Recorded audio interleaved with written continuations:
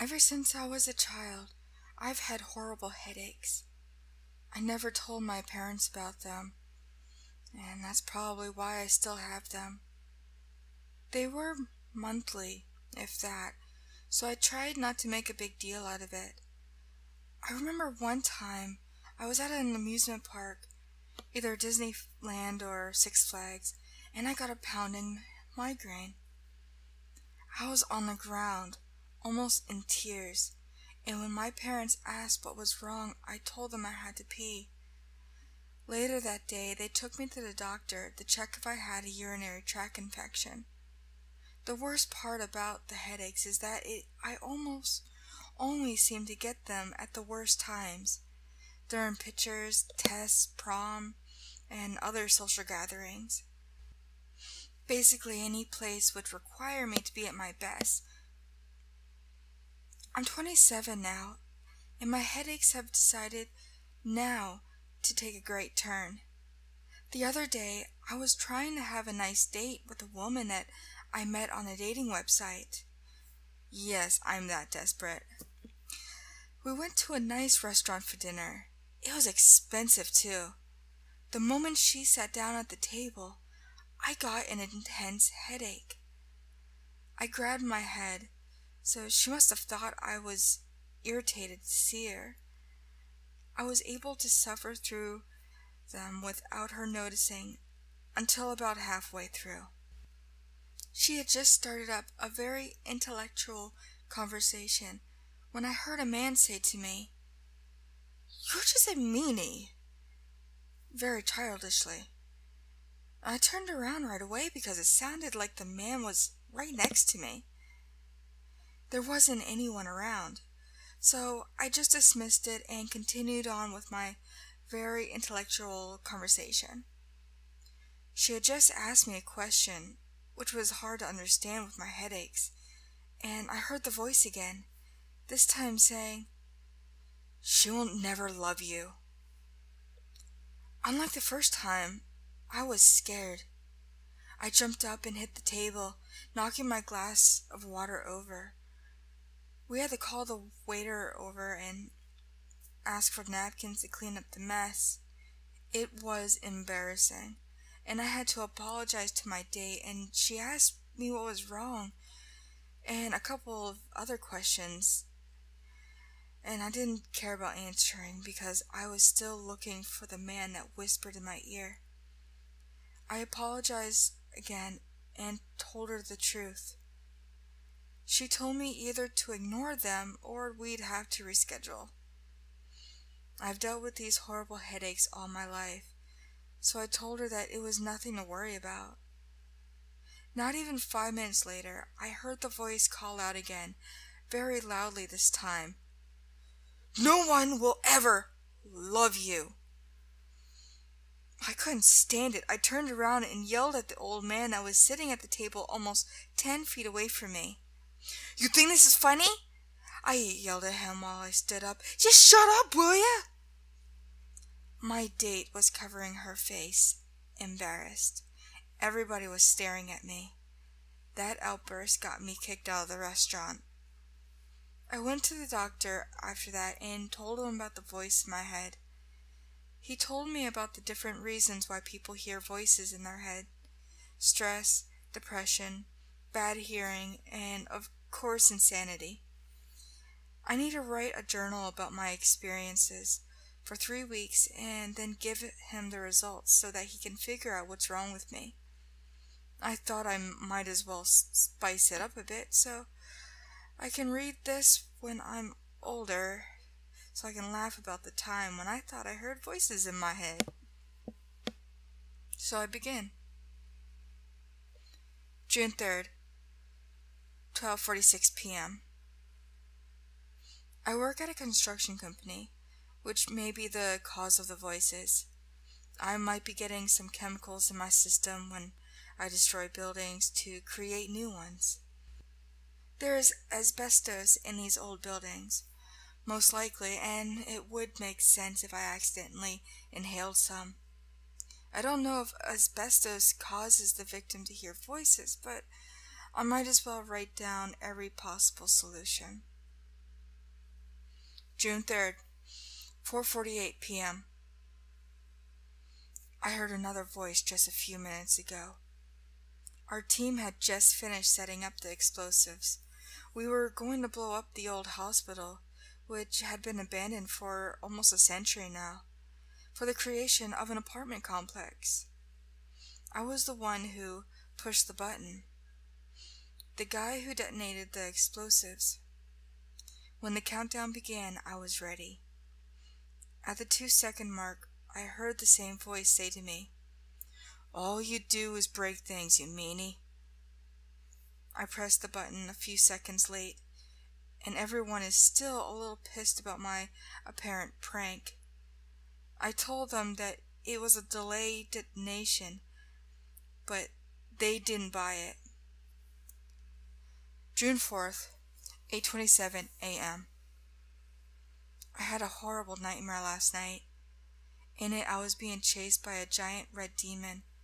It was hunched over when it chased me, and it was a reddish-orange color. He told me something about absorbing my power, and to do so, he must consume me. "It's just survival," he said, as he ate me whole. It was pretty scary. I felt like a helpless baby. I didn't know what was going on, and he was so much larger than me. Who knows? Maybe it's a sign that there is a demon who's out to get me. June 4th, 2:35 p.m. Another bad day again. Today at work, we had an important meeting. The boss was explaining to us that the reason he'd been gone for the past few days was because he found out his wife had cancer. The moment he said she had cancer, I began laughing loudly and uncontrollably. I don't know why, but at that moment, I thought it was hilarious. I thought for sure I'd been fired, but because I apologized and told him I wasn't acting myself lately, he told me to take the next few days off. That's great. Now I won't get paid for at least 3 days. June 4th, 8:57 p.m. The voice just talked to me again. I was sitting at my computer and it screamed at me. "What did I do to you, you jerk?" I jumped again, falling out of my chair this time. I heard the voice giggle. That really pissed me off, so I yelled at it, "Leave me the hell alone!" Jeez. After I said that, I realized I was on the ground of my room talking to myself. The voice didn't respond to me. June 5th, 9:06 a.m. Given that I had a free day today, I'm going to run a few errands. Last night I had a dream that I was living in a nice house with a wife and 2 children. My wife was beautiful. She had nice black hair like my mother. Our kids were just as beautiful. And one of them had black hair like my wife, and the other had brown hair, taking after me. We had a normal life, having dinner, playing catch, watching TV together. The dream made me feel good. If this voice keeps on with its tricks, however, the idea of a family is gone. June 5th, 1:36 p.m. I was picking up some groceries today when I saw this gorgeous woman picking out apples. Next to the apples were oranges where I was. I had already had my plan of attack. I was going to ask her about oranges, like any ignorant signalman would, and then I'd start to compliment her. The dream this morning really got me in a romantic mood. Just when I was going to walk to her, my arm acted on its own and threw an orange at the woman. It was a sort of like any reaction, except it was very violent. She gave me a glare, called me a jackass, and then walked away. My chance of having a family are being ruined by whatever I have. I looked up at this kind of thing on my computer, and I found several cases of people being possessed by demons who are experiencing the same problems I am. It would make sense given my dreams. Tomorrow I'm going to find a priest to exorcise me. I don't really believe in possessions and demons, but priests are free, so it's worth a shot. June 5th, 11:45 p.m. I'm actually scared at this point. I blacked out for an hour while I was on my computer. On it was a Word file, which is open for me to see.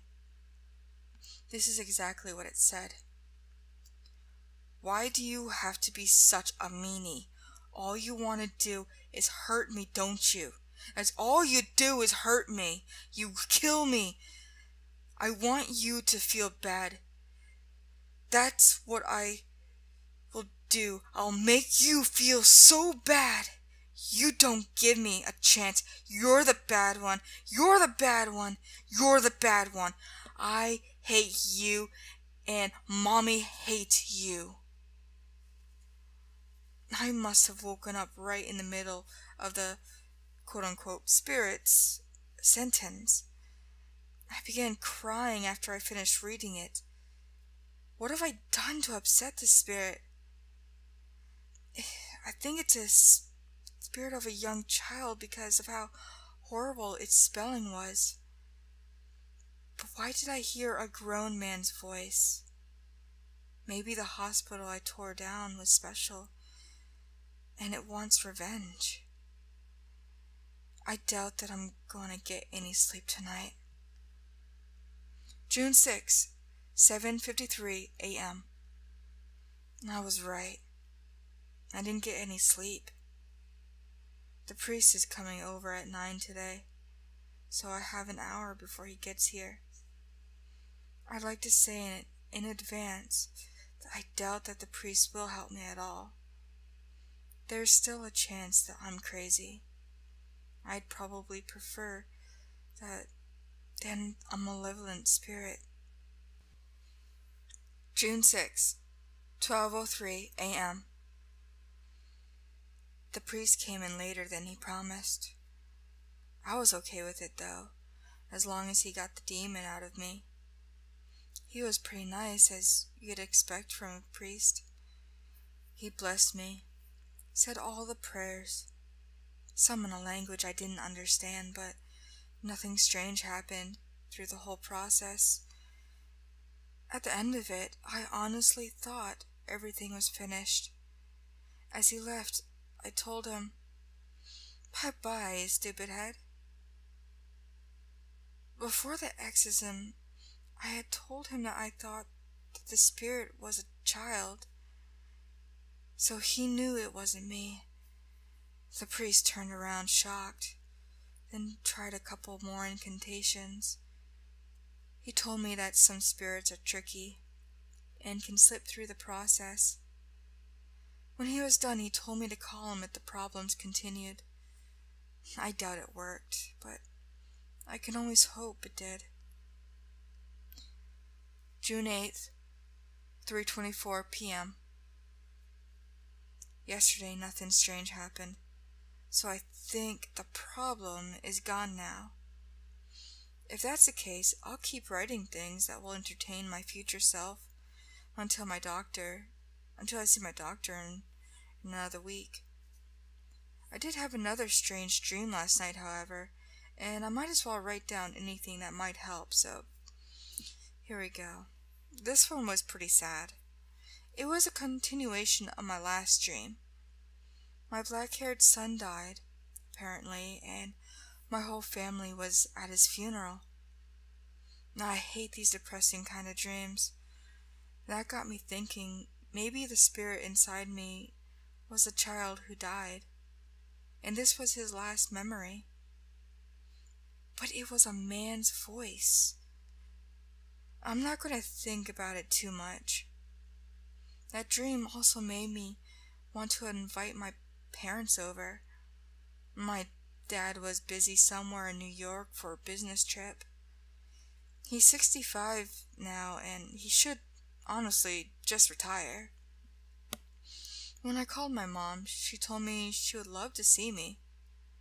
She came at 11 a.m., bringing homemade egg salad, my favorite.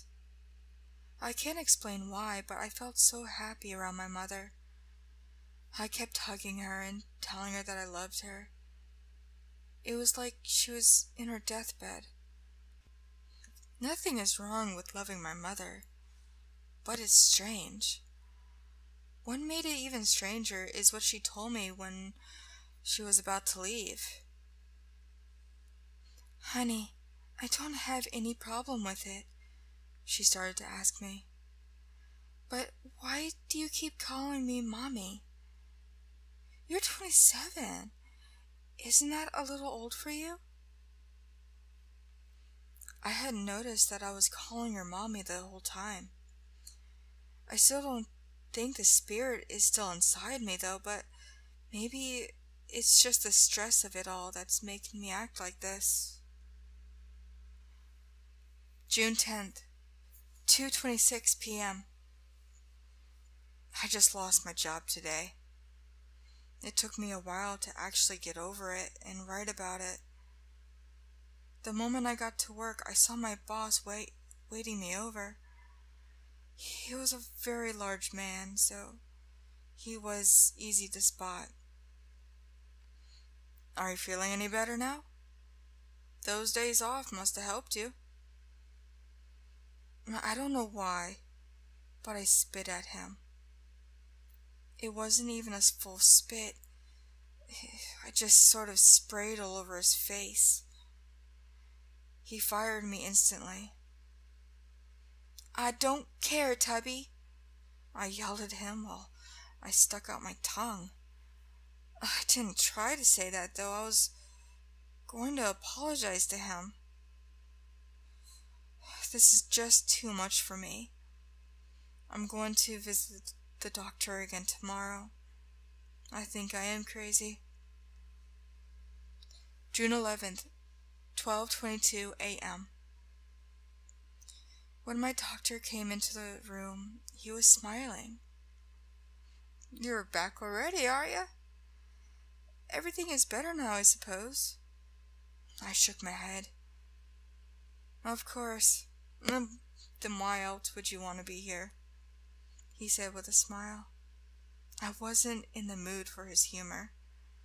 I told him everything that's happened to me in the past week.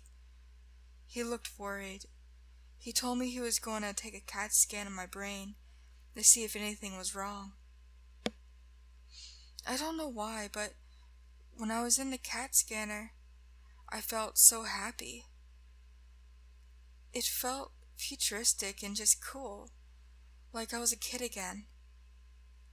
The results came a half hour later. The doctor walked in with a depressed look on his face. I knew it was bad news. He told me I have 3 small tumors in my brain, which is most likely what has been causing my problems. They have to be removed immediately or I'm going to die. I have an appointment for surgery in 2 days. I don't think I can write another entry until then. The surgery could kill me. I don't want my parents to stress out about it, so I haven't told them yet. June 13th, 3:01 p.m. I had another strange dream last night. My dead son was slowly and meticulously ripped apart by the monster in my first dream. I had to keep watching the horrific scene for the entirety of my dream. Slowly, the monster kept changing while it ate my son. It grew small, became human-like, and grew long brown hair. It was then I realized that it was my other son killing him. I think I know what these dreams would mean now, if of course I didn't have tumors. The spirit must have been killed by his brother and wants to tell me about it so he can go to heaven. I know it's cliche, but it's pretty messed up, the world we live in. I wouldn't be surprised if some monster of a brother killed him. I'm an only child.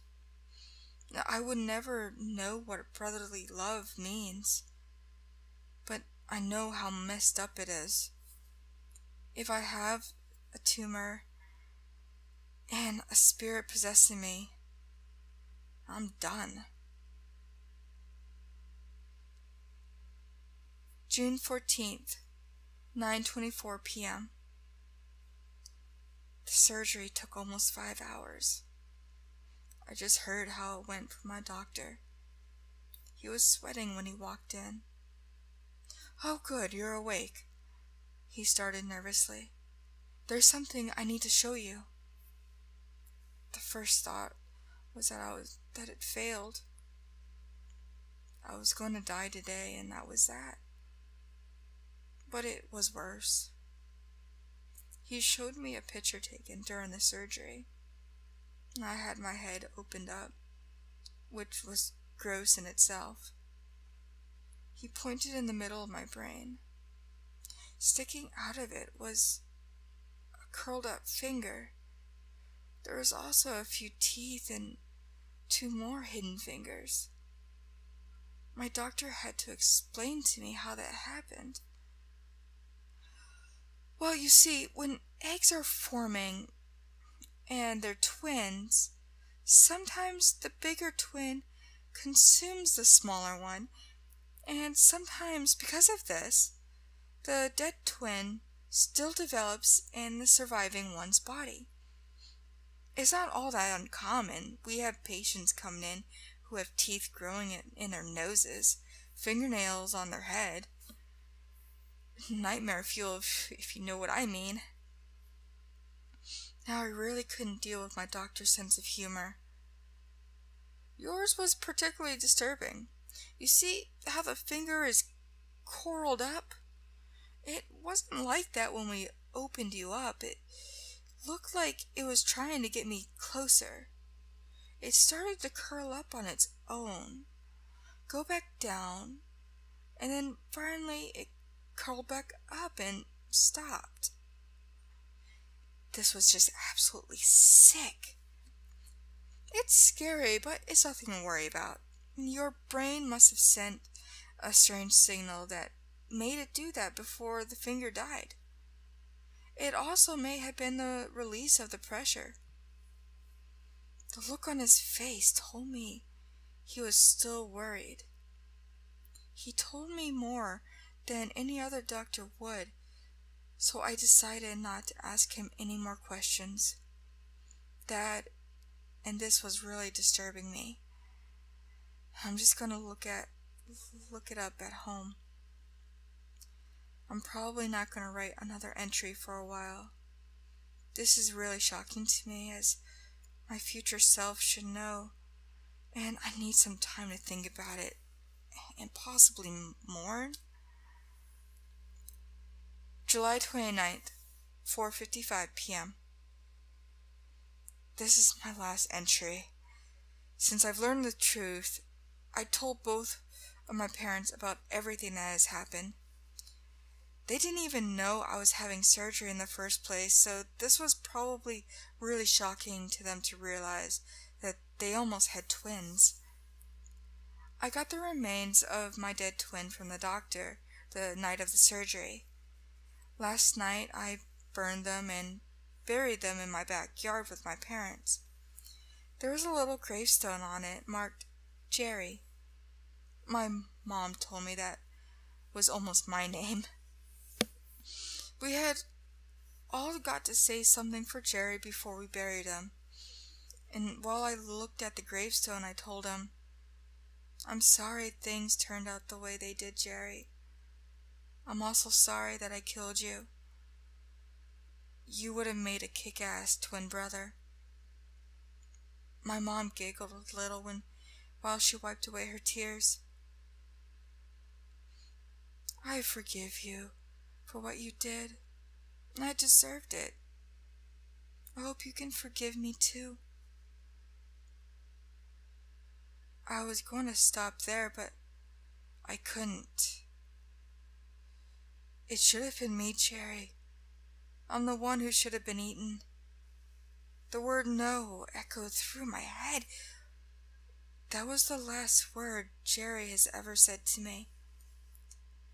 Since then, I stopped getting the horrible headaches that I've been having for almost 27 years now. Also, I figured out why the voice in my head had horrible grammar, but sounded like a man. I learned about the formation of zygotes in biology sophomore year of college. What the doctor said was slightly familiar. I remembered hearing it from somewhere. It was held in a part of my brain that I couldn't get to, the part that Jerry owned. Jerry came into existence when I was told about this. He was a being created from a grudge. He has the mind of a 7-year-old and the body of a 27-year-old man. If Jerry's goal was to make me feel bad, he achieved it. I hope I can just forget it all. It makes me wonder, though. Is Jerry gone? Or will he always be a part of me?